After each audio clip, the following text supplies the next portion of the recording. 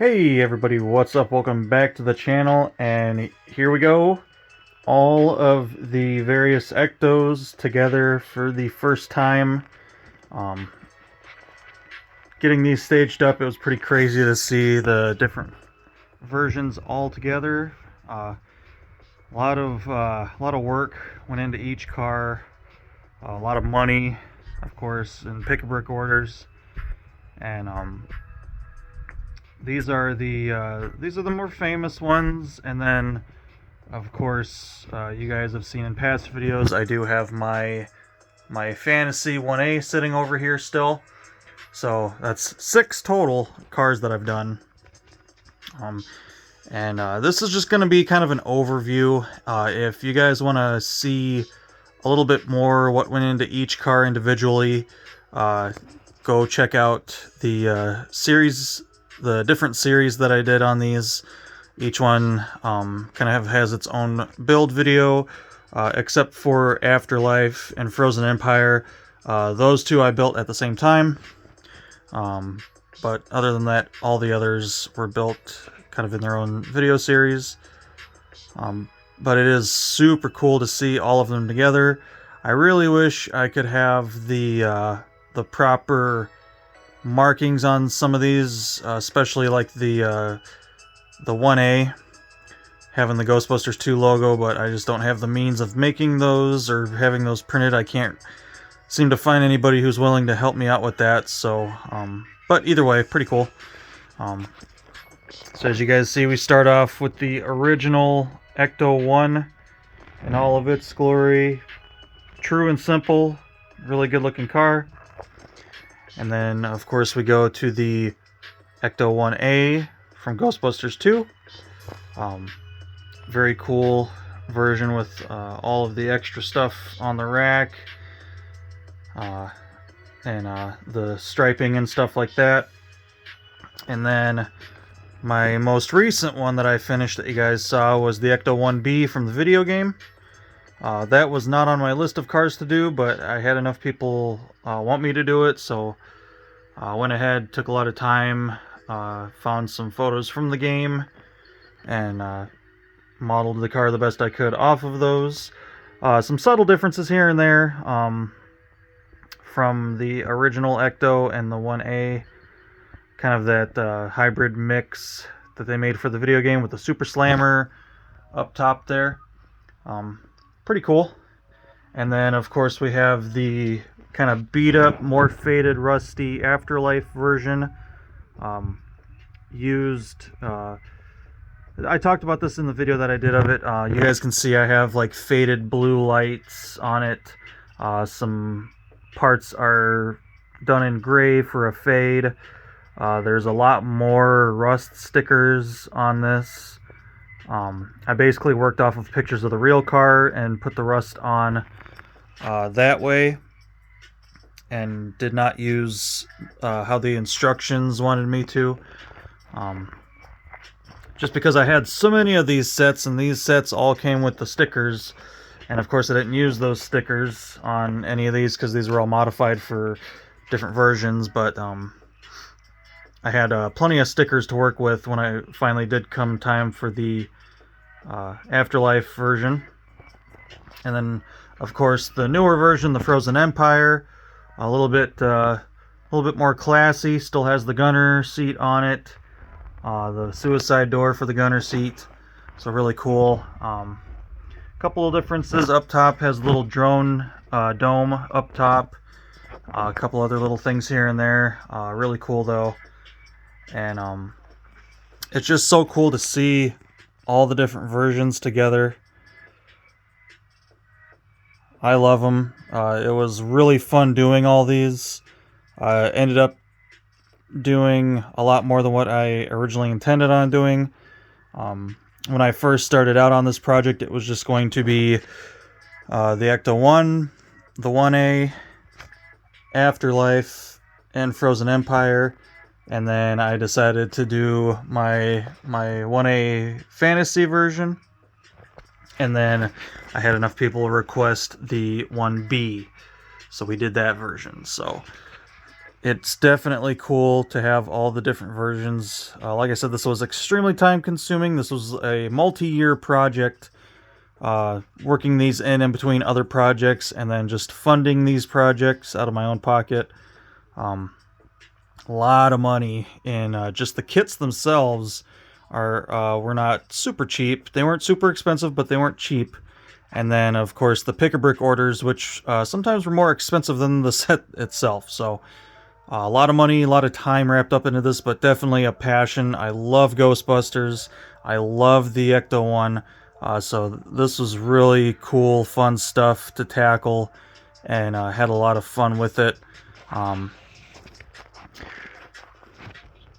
think I could go into depth a little bit on these. I'm not going to get too crazy. Like I said, if you guys want to see really in-depth on what's inside and all around this, each car, each one kind of has its own series.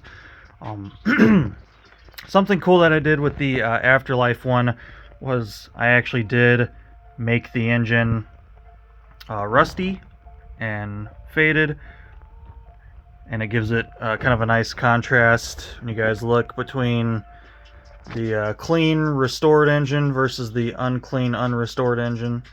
So that was something that I decided to add on this one. Of course, these two versions have the gunner's seat. They do not have the gurneys and the packs. The rest of these versions all have the gurneys and the packs, as you guys have seen in past videos. I took the original design of the gurneys and changed it, made it work a lot better. But yeah, so made a lot of modifications. These are all, well, at least these two here are done off of Lynn's mocks on Rebrickable, and I talked about all the changes that I made to those mocks to kind of enhance certain things, make things work a little bit better, make things a little bit more detailed.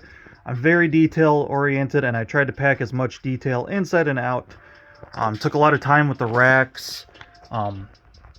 Spent a lot of time looking at photos of the real racks, making sure things were positioned right, trying to get things to look as closely as possible. And I was pretty happy with how all the various racks came out. The racks themselves kind of give the car part of its personality. The 1A with all of the extra hazard striping along the tops of the doors and on the side, where the 1B just has the hazard striping down the sides. A lot of work on the interiors. Made a lot of changes to the interior details on these. So it was a lot of not just copying a mock, it was a lot of modifying a really good mock and making it that much better. So I was really happy with how these came out. It's so cool to have these. I'm very, very proud of how they came out. I'm very happy with how they came out. I'm super proud to own these and have them in my Lego collection. Super unique. And not too many people have every single version, which I think is pretty cool. Out of all of them, my favorite is always going to be the 1A. I love the original, of course. The original, our first time ever seeing this car on the movie screen in the first Ghostbusters, just really caught your eye, and you fell in love with it instantly. And 1A, I feel like Ghostbusters 2 was a really good sequel. It's kind of hard for a movie that's so good on the first run to be just as good on the second run. In my opinion, I think Ghostbusters 2 is pretty strong for it being a sequel, and the 1A and all of its extras, really, that kind of makes it my favorite version. I love the different light bars with the colors inside the light, clear light bar, all the additional gadgets up top, the satellite dish, the big tank in the back, that other light bar in the back, the utility bumper, that is really cool too.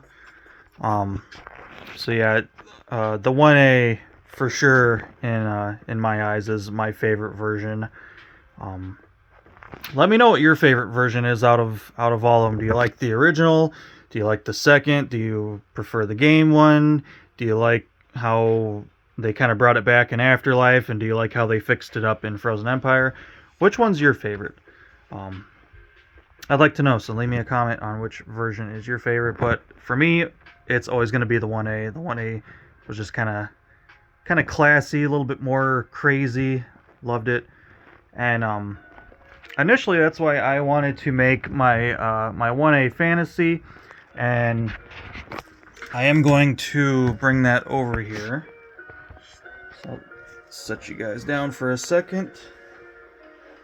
And I will get my fantasy version. Now I wanted to do a fantasy version of basically what I thought would have been a good transition car. If there would have been a let's say if the 1B, if that was a movie instead of a video game, from the 1A to the Afterlife version, this is what my version of that would have been. I wanted to pack a lot in this car, and I did. And you guys can also go back and watch the videos on this car. I did a video series just on this car. It looks like the 1A, but we do have the suicide door. We do have the gunner seat, if I can get a hold of it here. The gunner seat that pulls out, swivels around.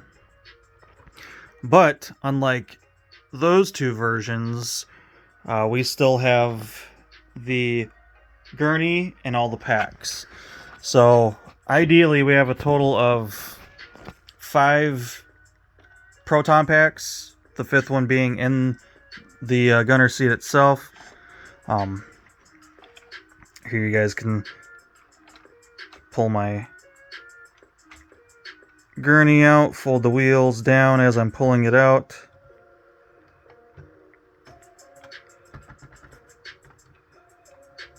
Oop. A little hard to do one-handed, but there we go. We got the gurney with the wheels that actually fold out and stay in place, with the pilot set of wheels to guide it into the track of the car. Of course, I did a complete redesign on the gurney and these packs. Did my best to make them look a little bit better, fit on the gurney better. These I feel fit a lot better. They actually kind of lock into place, and as I've shown before, you can bounce it around quite a bit, and the packs don't fall out. They're in there fairly good just for sitting in there. And then reloading the gurney, the axles of the gurney fold up as they should, the right direction, and then the gurney slides back in there. So each,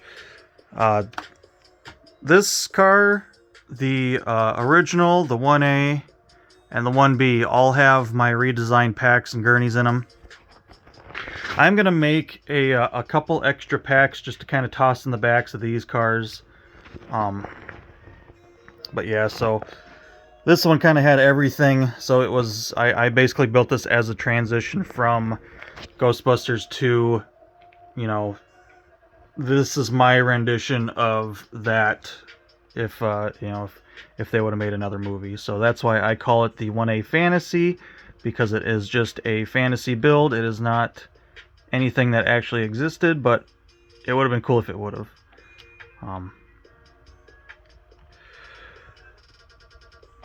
That packs away just like it does in the other two cars there. And then of course we got the nice suicide door with all of the striping still on it and everything. So yeah, there's all 6 of my Ectos together. Like I said, a lot of work, a lot of time, a lot of money, but super fun, super exciting. It was really fun getting the pick-a-brick orders in and making the pick-a-brick orders, and just seeing what I needed for these cars, doing my best to make them as nice as possible. Like I said, each one kind of has its own personality, which is neat, even though it is the exact same car. Each one definitely has its own vibe going on there, which is really cool and really unique. So that's it for the Ecto builds. Like I said, I do have one more video, and just a hint, it's for the Frozen Empire version. So one more video to kind of showcase some stuff on that one, and then that's it. I'm gonna call it a wrap on the Lego Ectos, and I'll just have them and enjoy them. So hopefully you guys enjoyed the series. Like I said, if you do want to see more in-depth stuff on these cars, go back through my videos. I have videos on building every single one of these, so that way you guys can see the interiors better as I'm building it, and see some of the details that I changed. I do talk a lot about what I've changed from the original mock, which is a lot inside and out. I have changed quite a bit on these cars. So yeah, that's it for this video. Hopefully you all enjoyed, and until next time, take care.